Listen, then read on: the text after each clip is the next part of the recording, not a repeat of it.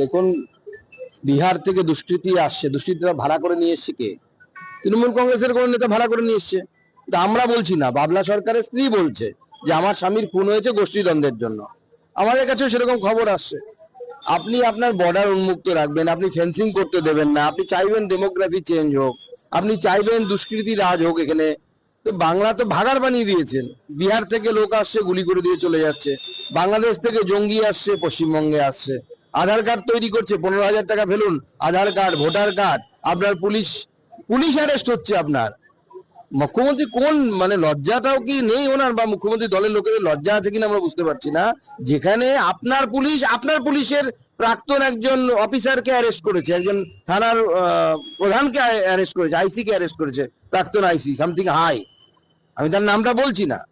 কিন্তু এটা দুর্ভাগ্যের যে নিজেদের ব্যর্থতা ঢাকার জন্য আপনি অন্যের দোষ দেখছেন।